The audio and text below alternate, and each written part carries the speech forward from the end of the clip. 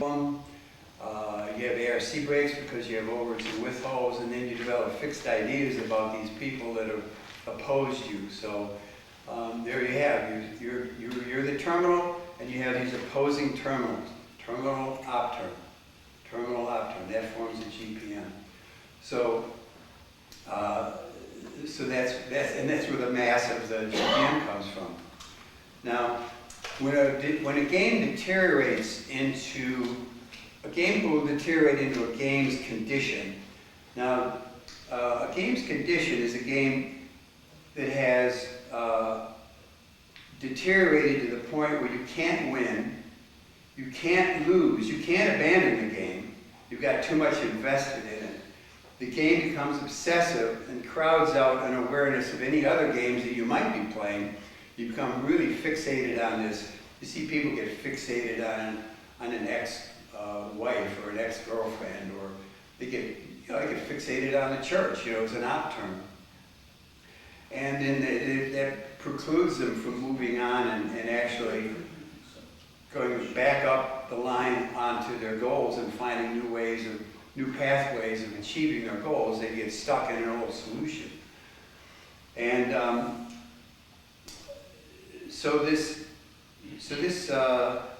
eventually this terminal-op-terminal situation develops enough overage and withholds and problems so that you start to feel like you're the losing side of it. And then, because of the mechanics of the bank, you decide to become the other side of it. You become the critic, or the artist agent, or the public who doesn't want to buy the art or something like that. And so you flip the game and you go on to the other side of the game.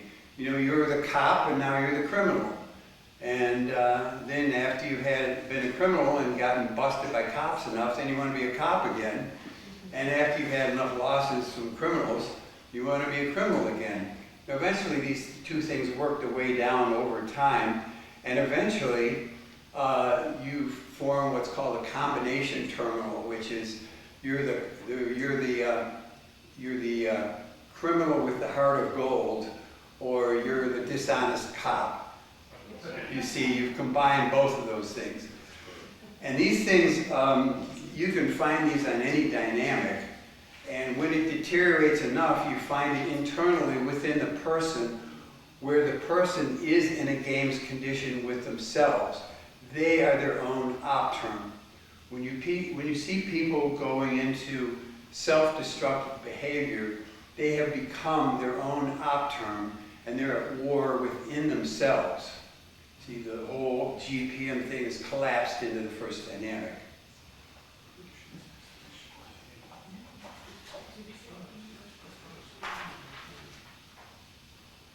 Now, the whole thing about GPMs is that people on the whole track, these big society games on the whole track have a problem.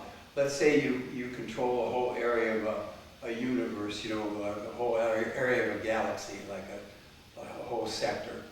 And then you get invaded by the fourth invaders, and you're there already, but now you're invaded, and now you're at war with them, and somehow you manage to defeat them. Well, you can't kill a Thetan, so what can you do with them? Well, you can disable them. That's what they've tried to do. And how do you disable a Thetan? You mimic or mirror the mechanics of the physical universe and install in that Thetan, through a lot of force and confusion, false ideas, false goals, false solutions, false problems. And this is all called an implant.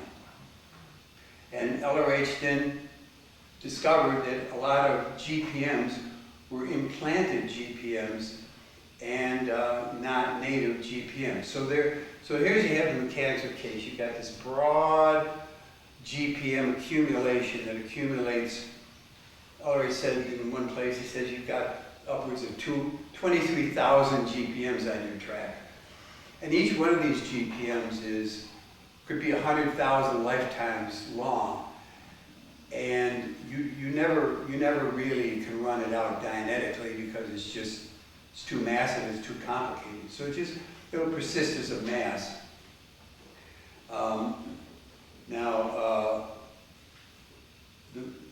Once you get into the implant GPMs though, these mimic real GPMs, so it becomes very hard to distinguish case-wise between implanted GPMs and case GPMs. It took LRH a long time to figure this out, and he finally figured out one small difference between implant GPMs and actual GPMs. And he realized that implant GPMs have to be taken off the case first before you could really handle a person's own native GPMs. And this led to the discovery of, OT3, and he started researching. He traced a lot of this back to incident 2 in the OT3 implant. Now the OT3 implant is called the R6 bank. And LRH says this is the implant, or this is the bank. The R6 bank is the bank. It's the core of the reactive mind. Well, why is this important? Because the OT3 incident is native to everybody on this planet. Everybody on this planet has or is closely associated with somebody who has this implant. And so this implant forms the basis of group agreement on this planet. When it gets stimulated, it easily forms realities that people can easily go into agreement with, that in fact are destructive or futile. It forms the basis of wars, hostilities, self-destructive dramatizations, and these things repeat themselves over and over and over through history. They manifest in societies, groups, families, and in individuals and cause their downfall and destruction. Because remember, the whole purpose of the R6 bank is to have people disabled. And one of the ways you can disable people is get them to destroy themselves. You know, it's kind of it was a brilliant solution. It didn't work very well. So this OT3 implant was, most of us have done this here, but you know, when you get to it, you'll get to it. And it's a long implant, and it took place over, there's a whole beginning part of it, and then there's a whole 38-day part of it that's not necessarily GPMs. The first part of it is all false GPMs. Second part of it is all scenarios and dramatizations. It gives you problems that are unsolvable, and it gives you solutions to those problems. So you have a big stimulation of a problem, and you hit the bars and start to drink, or you take heroin, or you gamble, or you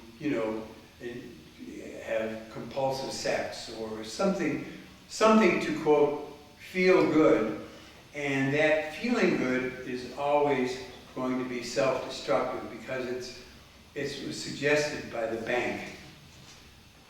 In fact, it's interesting that in religion, in the Christian church, a sin is defined as something with short-term pleasure and long-term pain, but that is exactly the point of the reactive mind. Say, oh yeah, this is a good solution, but it leads to your downfall. So when the bank gets stimulated, it's easy to get caught up in these dramatizations. And when societies get stimulated and go below 2.0 on the tone scale, they will start to adopt some of these solutions, and they will start to go into agreement with some of these bank principles, and that's why you see the same dramatizations over and over and over again.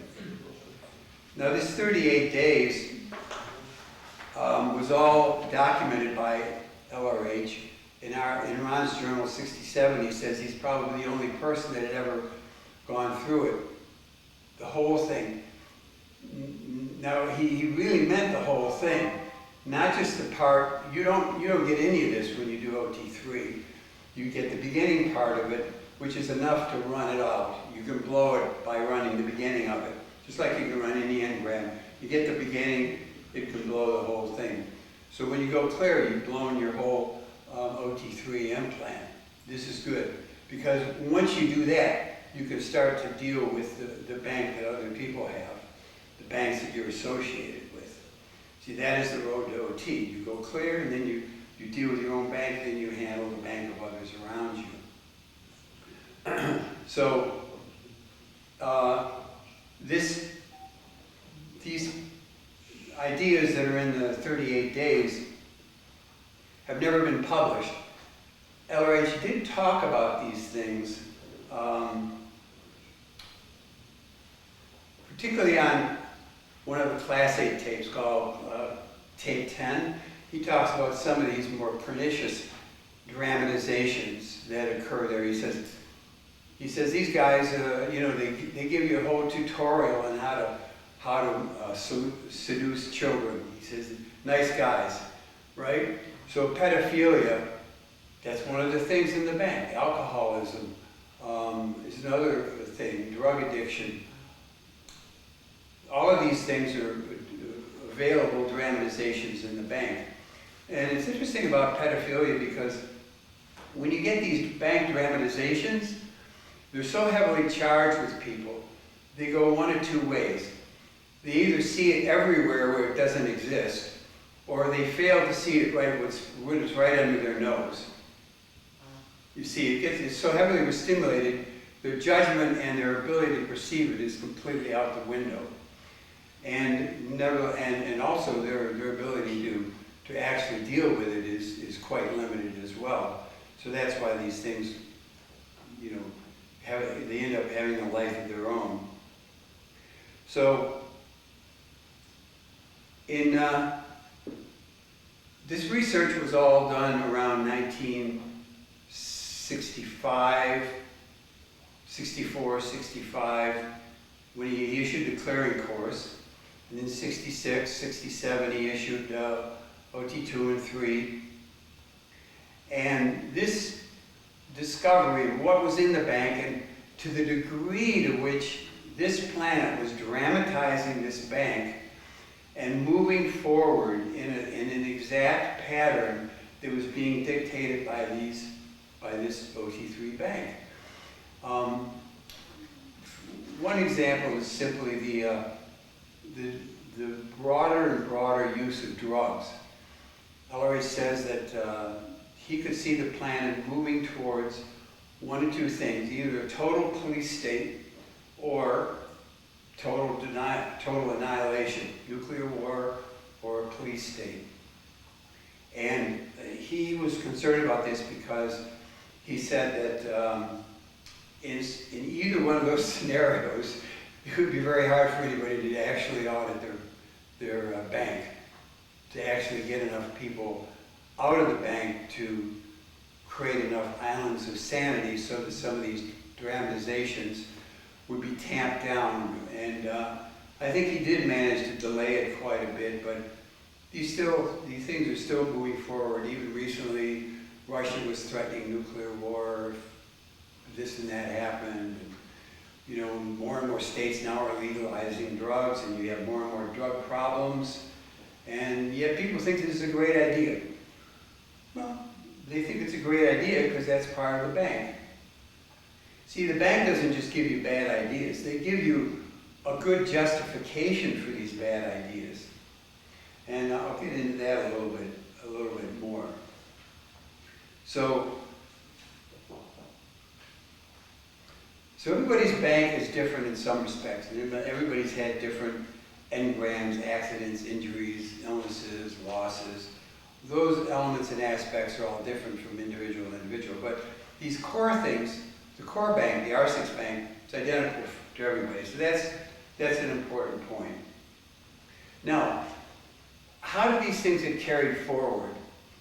Well, there's again the mechanism of the winning valence, where when you feel like you've been overwhelmed or defeated by an identity, you will start to take on that identity. So in the R6 bank, as you're going through this implant, if you're not strong enough to at least resist it somehow, you get completely subsumed by it, and you end up going into the valence of the R6 bank. Now, I remember one time Ellery says that a SP is out of valence in the R6 bank. Now, I didn't even know what that meant at the time, but I've come to see what exactly he meant. It means that somebody is actually now forwarding in their own actions the purposes of the bank. And this is what a suppressive is, and why a suppressive is a suppressive, and why he does things like promote drugs, promote war, promote conflict. That's the winning valence. So that's where a lot of this stuff comes from.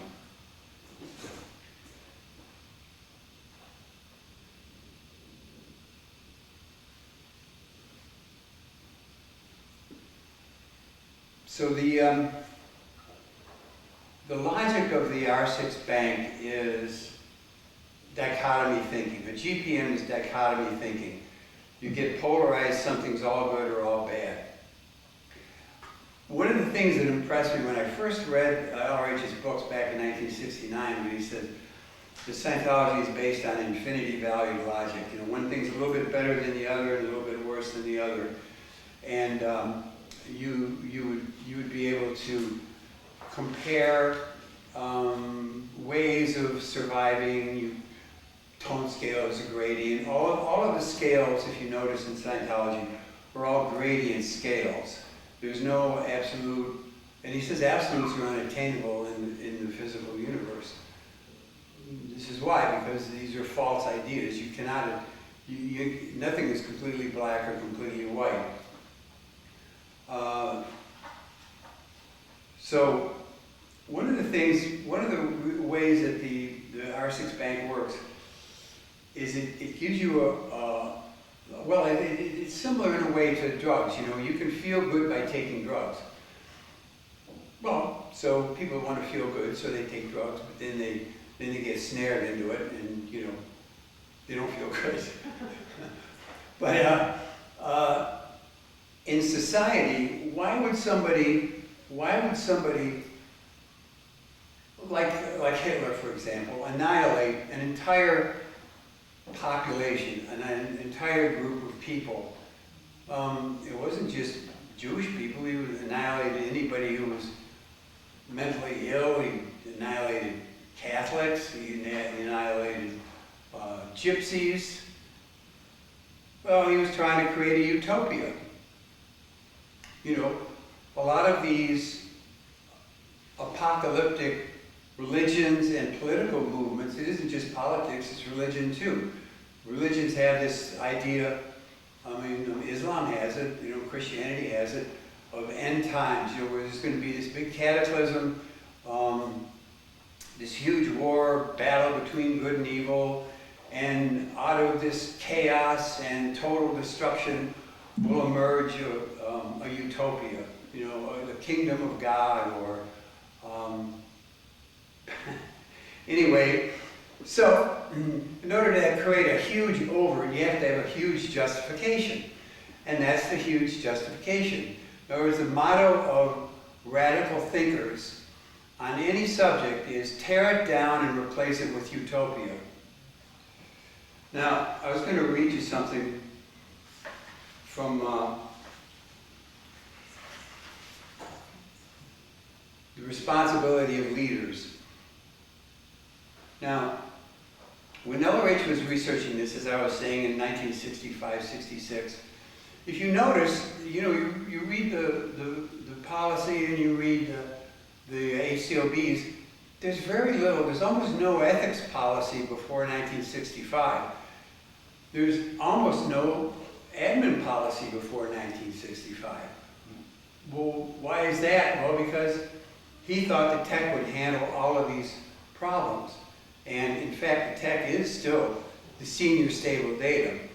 But he realized that in order for the tech to work, you have to have a calm and orderly environment to do it in, thus admin tech. And you have to have the person not so engaged in non-survival activities that they're going to only justify it when you try to audit them. So you have to remove them a little bit from what they're doing for them to really see it. You can't see what you're being. You can only see something that you've got some distance. So the identity that you're in, you cannot see it. You have to get exterior to it, then you can see it, then you can evaluate it. So you can't evaluate what you're being. You have to have an exterior terminal to do that, to help you do that, and that's the tech. The auditor keeps his TRs in on you while you inspect your own universe. So anyway, so LRH realized what we're up against. He realized the fate of the planet if we didn't really get busy and really up our game. And so that's when he started to consolidate the org, started to standardize the tech, started to put in admin tech, management tech, ethics tech, and then that developed over many years, along with continuing developing auditing tech. And so one of the things he wrote at the time was this responsibility of leaders about Bolivar. Well, he kind of touches on this. Anyway, he talks about Bolivar freeing these countries from Spanish domination back in the early 1800s. He says, the freeing of things is the reverse unstated dramatization, the opposite side of the coin to the slavery enjoined by the mechanisms of the mind. So being a freedom fighter, I mean, it's a worthy identity, but it's also very easy for the freedom fighter to get involved in the game's condition with the enslaver. So if you're going to be a freedom fighter, you have to stay exterior to that game or else you get sucked into it. So unless there's something to free men into, the act of freeing is a simple protest of slavery, and no humanoid is free while aberrated in the body cycle. It is, of course, a gesture to free him politically, and it frees him only into the anarchy of dramatizing his aberrations with no control whatever, and without something to fight exterior and with no exteriorization of his interests. He simply goes mad, noisily or quietly. So you have to create something, a better ideal scene. If you're going to unmock an existing scene, you better have a better ideal scene that's doable, or else the person just, because freedom is a two-edged sword. Any sane game is composed of freedoms, barriers, and worthwhile purposes. Or purposes, you can have a game of robbing banks, that's a purpose. But any worthwhile game has worthwhile purposes, acceptable freedoms, and acceptable barriers. We protest games when there's unacceptable freedoms, unacceptable barriers. Some of the time when people push for freedom, they're just pushing with the freedom to dramatize. And if those dramatizations are destructive, then they're really just simply destroying the game. They're not creating any kind of new, better game. He says, once as great a wrong as depraving beings, OT3, has been done, there is of course no freedom short of freeing one from the depravity itself, or at least from its most obvious influences into society. By the way, this most obvious influences in the society, these are the stimulators that tend to keep people into these group agreements of the bank. And this is why you already started these social betterment groups, like applied classes, so people can study and learn. They're not as susceptible to propaganda or false ideas. Narconon, to get people out of drugs. CCHR, to keep people out of this false metal technology. So these are the obvious stimulators in society.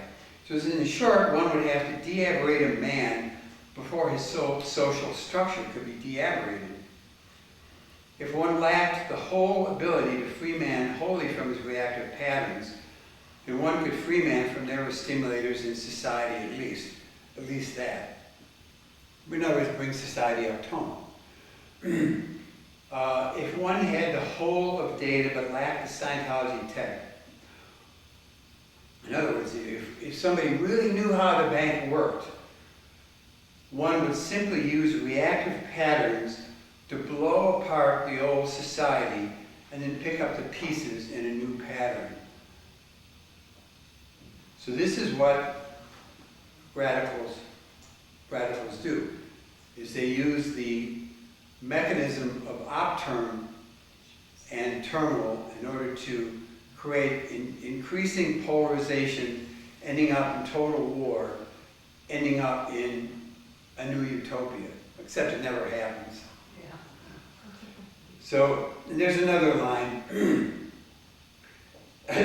Well, he really nails it here. He says, aberrated man is not capable of supporting in his present state a golden declared age, 3 minutes, given all the tools and wealth of the world. So even though it seems like a nice idea, it's actually impossible. And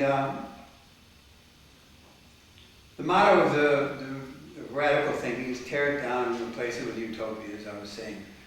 Now, this is the thinking behind, I mean, this occurs on dynamics too. So why do people blow a marriage, to chase after something that never works, isn't going to work? Why do people try to blow a group apart? If you look at the policies that LRH wrote, I always found it interesting. He says what you're supposed to do, but along with that is like, well, here's what you're not supposed to do. Because what happened was he saw all of these potential dramatizations that are encouraged and promoted in the reactive mind that would cause people to act certain ways. And unless you restrain those ways of acting, the group or the family or the individual will inevitably end up in some sort of demise. One example, for example, is the solvency PL. Now, Ulrich talks about, he mentions the bank in there, and in this time period, when he's talking about the bank, he's talking about the R6 bank, the specific OT3 bank. And he says that an individual will try to spend everything he has and will try to spend everything he can borrow. That's a dramatization in the bank. So unless you counteract that, you end up in bankruptcy. So you see governments trying to do this, you see groups doing it, and there they go. They don't exist anymore. True progress is always built on a gradient system. Society itself is built on thousands of trials and errors. And many of the things that seemed like a good idea back in the 60s have kind of fallen by the wayside. Hippie communes, for one example. There used to be a lot of those. Back in the 1800s, there was a lot of utopian communities that tried to start up, like the Oneida community and things like that. None of those exist anymore. But radical people that are, and you can tell this with people that are prone to extreme emotions are usually prone to extreme solutions and extreme political ideas. So you want to have people running things that are more measured, that can see both sides of something, who can be pan-determined and not, proposing and trying to get group agreement on some sort of radical solution. One of the big tools of people trying to blow apart society is identity politics. Now there's a stable datum in the R6 Bank. He always mentioned this in Keeping Scientology Working. By the way, Keeping Scientology Working, that policy was written specifically to restrain the dramatizations of the bank. So if you look at all the things you're supposed to do, look at the opposite of that. Those are the things that are promoted by the bank. Anyway, in there it says, is the bank that says that the group is all and the individual is nothing. Identity politics gets its power from the bank idea that in order to have an identity, you have to be part of a group identity. You don't have an individual identity, you have a group identity. Race, nationality, religion, gender, sexual orientation, social background, education, disability, age, profession, political party, these are all categories. Now, I thought it was interesting. The big dichotomies are rich versus poor, black versus white, men versus women, victims versus victimizers. You see this all over the. One of the things that's not. Oh, here's the victim-victimizer dichotomy. You know, here's that GPM in play. And the term is usually used along political lines, but you can see it everywhere. You can see it everywhere in society. Like in high school, you know, I mean, it's rampant in high school. You know, what clique are you part of? You're a stoner, or you're a slacker, or you're a brain, or you're a jock, or this is all identity politics, and it's stereotypical thinking. It's lazy thinking because it allows you to not view individuals. So again, it erases your individuality. And so people can see you only as a member of a group. And if you're a member of a group, you're supposed to think a certain way, you're supposed to act a certain way, you're supposed to believe certain things. And if you don't, you get really hammered by that group because they really want to have conformity. Because that's, you know, you're threatening their identity if you're a black conservative, or, you know, maybe a feminist who wants to have a family and be a parent, and, you know, if you go against the group agreement of whatever group you're part of, you can become very, very much outcast in that group. So the truth is that there are good and bad in every group. Every racial, political, social, economic nationality has its criminal element. They all have their upstats. They have their normal. Everybody has their normal, regular people. They all have their criminal class. Unless you look at somebody as an individual and treat them as an individual, then you're just guilty that you're playing right into the hands of identity politics. And then when that goes below 2.0 on the tone scale, then there it starts. When you get keyed in, this is how you think. Now, I thought it was really interesting that Clarence Thomas, there was a Supreme Court ruling recently about affirmative action, and he wrote, in his opinion, he nails this exactly. I was really impressed. He says, allowing discrimination on the basis of race is a call to empower privileged elites who will tell us what is required to level the playing field. They want to level the playing field among castes, classifications that they alone can decide, and after siloing us all into racial castes and pitting those castes against each other, the dissident somehow believes that we will be able at some undefined point to march together into some utopian vision. Social movements that invoke these sorts of rallying cries historically have ended disastrously.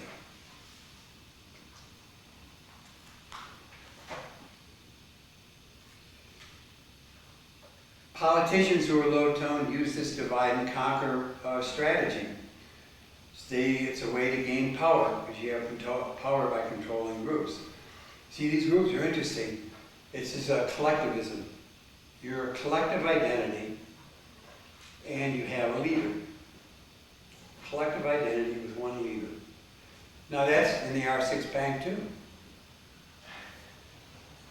That's what it is. It's collectivism. You're clumping people together as an individual with one identity. So negative, and these stereotypes, particularly when negative, are very insidious. They promote and amplify conflict by being a hidden third party which causes normal disagreements to escalate into open warfare. Like when I was doing marriage counseling, I could see this. I was using third-party, doing the third-party check. A lot of times I wasn't getting anywhere. I said, no, there's nobody who's, like a couple or something like that. There's nobody who we both know that's talking to both of us. So I started thinking about this. I says, yeah, but there's got to be some kind of third party. What would be the third party? And the third party is generalities about identities. Like, you can't trust women, or men will all cheat. Marriage is a trap. But believe me, when people start spotting these things, charge blows. And then it reduces the problem down to something that can be worked out.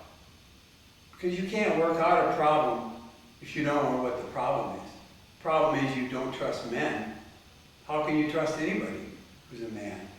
How could you ever trust not just this guy here that you're married to? How can you trust anybody? They don't trust me, for example.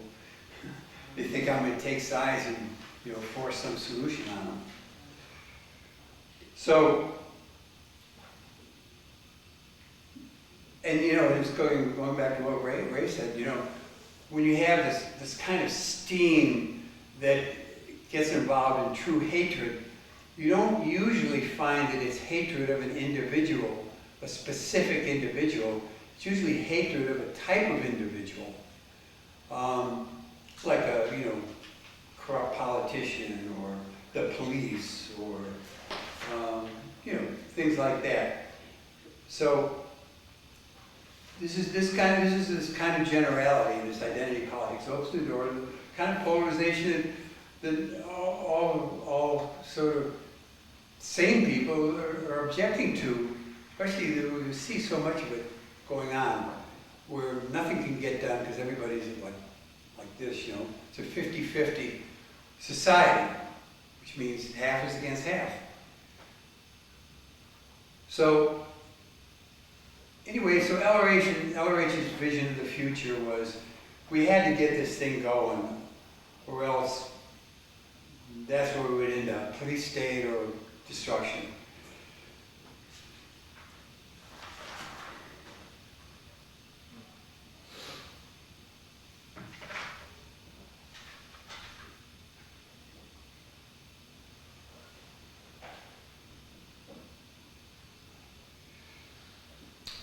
Well, so what do we do about it? How does one stay out of, on an individual or group basis, these patterns of the bank? And, there's auditing tech. The grade chart was designed in order to gradiently take charge off of the GPM case so that the thing could be successfully audited on upper levels. So the simple idea that LRH had is, let's keep the orgs intact, delivering good tech, keep individuals out of harmful dramatizations so that there would be space and time for enough to go free. LRH was trying to bring about, well, the admin tech is based on a couple of important principles. The main thing it's based on is a meritocracy. And you achieve a meritocracy by managing by statistics. It's the only way to manage that makes any kind of sense. Otherwise, you're managing by opinion or rumor or PR or something like that. That doesn't ever work very well. So that's one way of bringing about sanity, and it brings about sanity because group survival, the survival of society, the group of society of individuals or family, is accomplished by continuously producing it. It has to be produced and created and put there. There's always a lot of work to do and a lot of things to maintain. I mean, if you own a house, you know what it takes to just keep everything functioning. The roof functioning, the lawn cut, the garbage out, food in, the rugs clean. It's maintaining your body. It's a constant, it takes a lot of work. It doesn't just happen by itself. So when you're managing by your statistics, you're giving power and control to people who produce survival. When you give power and influence to people based on their immutable characteristics, such as skin tone or economic status or nationality, you're not flowing power to people who are necessarily producing survival. They may be, they may not be, but there's no guarantee of that. Now, meritocracy, it's not easy. This country was built on the idea of a person could go as far as he could based on his initiative, his intelligence, his personal decisions, and that would be the freedom that we would want to have in this country. It's the ability to flourish and prosper based on our own efforts and to be able to experience the fruits of our own production. These different political systems have different ideas. It's like a race, a race, like a marathon, starts with everybody at the same starting line, and then they go, but the finish line has huge stragglers. There's some at the beginning, a whole bunch in the middle, and a whole bunch at the end.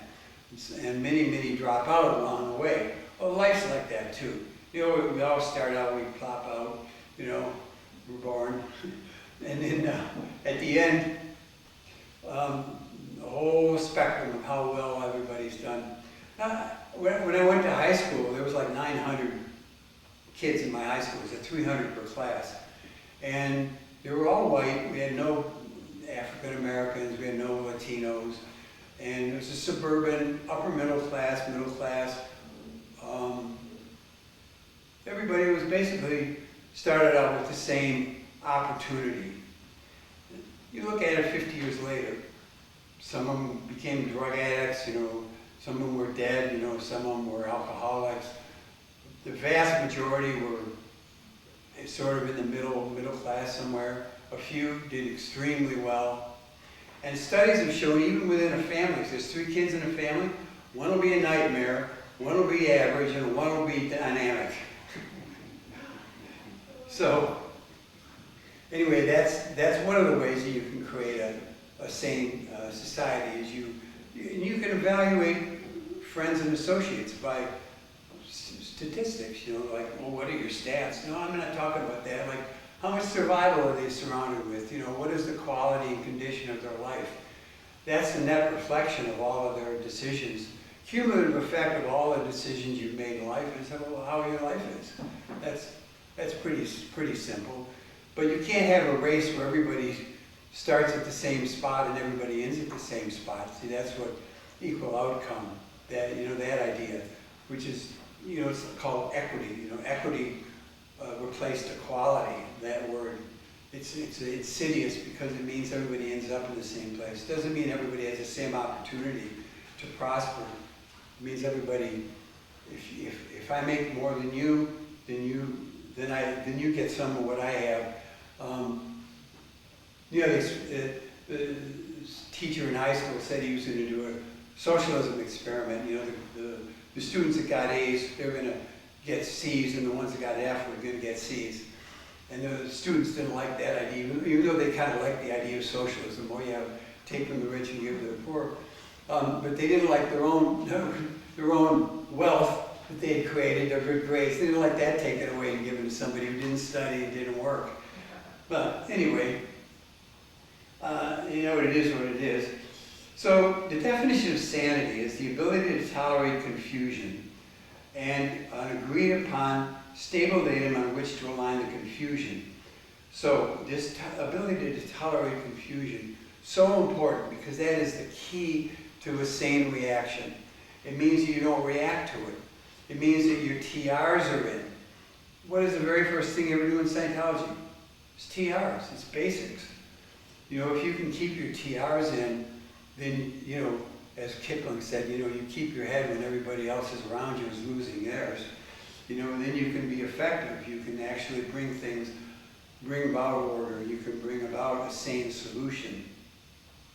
So how does one get to a point where you can do it? Well, any simple training will do. Auditor training, admin training, ethics training, it gives you a much better understanding of things so you don't react to it. You understand it more than react to it. I was talking to one of my PCs a few weeks ago when he'd been an auditor in the HGC, but he hadn't audited in several years. He says, you know, the best beingness I ever had was the beingness of an auditor. So it got me to thinking about that. I never thought about it quite like that before. I started to see what he meant. So an auditor is trained on how to handle bank without reacting to it. Because you're handling it all the time, you get used to it. You run into the same things in sessions you run into life. Negativity, counterintention, end theta, misemotion, and other case manifestations.